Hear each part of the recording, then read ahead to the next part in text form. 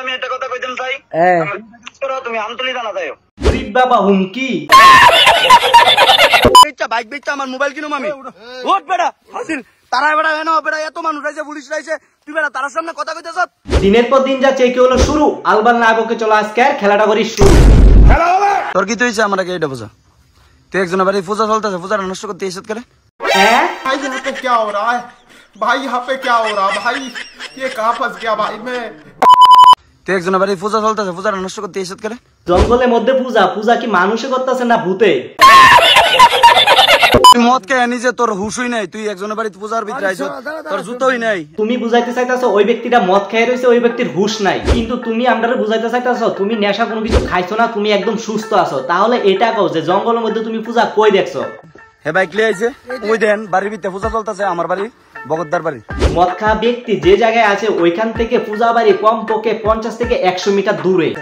তার মানে নেশা করা ব্যক্তির মাথার মধ্যে অদ্ভুত ভাবনা চিন্তা আছে এখন যদি আমি পূজা বাড়িতে যাই তাহলে যারা পূজা করে তারারও মান সম্মান যাবে এবং আমারও মান সম্মান যাবে। এখন তোমার প্রশ্ন হয়েছে তাহলে বিষাক্ত ব্লগার যে কইছে ওই ছেলেটা পূজা নষ্ট করছে হের বাড়ি এদিকে গিয়া ঠিক আছে হে পূজা নষ্ট করতেছে হ্যাঁ বারবার ভিডিওর মধ্যে কইতাছে যে পূজা নষ্ট করতে আইছে পূজা নষ্ট করতে আইছে কিন্তু তোমরা কেউ কি হের ভিডিওতে দেখছো যে নেশাওয়ালা ব্যক্তিরা পূজার মধ্যে গিয়া উল্টাপাল্টা কোনো কিছু করতে? ভিডিওর মধ্যে যে তুমি আলবালগিরি করো এলাকি তোমার সবাই বিষাক্ত ব্লগার নামে চিনে। আমি নেশা করে রয়েছি তোর দিকে ঘুরাইছি কেমন দেখো নেশা করে রয়েছি আমি নেশা করে রয়েছি না না তুমি নেশা করছো না তুমি নেশা না করে ভুলভাল কইতাছো আর তুমি নেশা করলে যে কিতা কইলা কইলে এটা আমরা ভালো করে বুঝতাছি। হ্যাঁ ক হ্যাঁ হ্যাঁ ক হ্যাঁ তুই কস না তুই কইতে থাক তুই কিতা কবি ক তোমরা সবাই একটা জিনিস লক্ষ্য করছো নি ওই ব্যক্তিরা নেশা করলো কিন্তু হুশ ঠিক আছে প্রথমে আমাদের বিষাক্ত ব্লগারে জিজ্ঞাসা করতেছে যে এটা কি লাইভ না এমনি ভিডিও মানে এটাই বুঝাইতে চাইতেছে কিন্তু আমাদের বিষাক্ত ব্লগার কিন্তু কইছে না। তারপর ওই ব্যক্তিটা কইছে কিছু কইলে পরে তুই কাইটটা দিবি মানে এটাই বুঝাইতে চাইতেছে কোনো কিছু যদি আমি সঠিক কই তাহলে তো তুই ভিডিওর মধ্যে ওই পার্টটা রাখতি না ওই পার্টটা ভিডিওর মধ্যে কাইটটা সেরা এরপরে এডিট করবি। ঠিক বলেছিস পূজা নষ্ট করতেছে রাস্তার ধারে আবার ক রাস্তা বলে এরার বলে রাস্তার ধারে তুই যা খুশি তা করবি রাস্তার ধারে ভিডিওর প্রথমে কইতাছ পূজা নষ্ট করতেছে এখন কইতাছ যে হ্যাঁ রাস্তার ধারে যা খুশি তা করতেছে। আমার একটা কথা শুন নেশা কিন্তু ওই ব্যক্তিটা করছে যারা তোর ভিডিও দেখতেছে তারা কিন্তু নেশা করছে না তো যারা তোর ভিডিও দেখতেছে তারা কোনটা ঠিক কোনটা ভুল তারা কিন্তু ঠিকই বুঝতেছে। আমি এটা বুঝি না মদ খাইছে ওই ব্যক্তিরা আর নেশা কি বিষাক্ত ব্লগারে রইছে? পম পম পম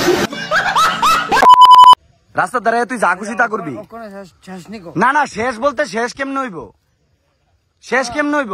নেশা করা ব্যক্তিটা কিন্তু বাইকের চাবি হাত লইয়া তারপর কইতাছে যে এখন শেষ নিক তারপর কিন্তু বাইকের মধ্যে চাবিটা লাগাইতে যাইতেছে তার মানে বুঝতাম পারি যে ওই ব্যক্তিটা যাইতে চাইতেছে কিন্তু আমাদের বিষাক্ত ব্লগার তো যাইতে দিতেছে না কারণ বিষাক্ত ব্লগারের মাথার মধ্যে ওই দেন আছে তারে আটকে রাখিয়া উল্টা পাল্টা কই একটু গেম জাম বাড়াইবো বাড়ানোর পর ভিডিওটা আপলোড করবো বড় কইরা আর ভিউজ কামাইবো। ঠিক বলেছিস। তারপরে আমাদের বিষাক্ত ব্লগার পুলিশের ফোন করছে পুলিশের ফোন করার পর পুলিশ আওয়ানোর পরে কি কইছে তোমরা একটু শুনো। ব্লগার শুভম পম্পা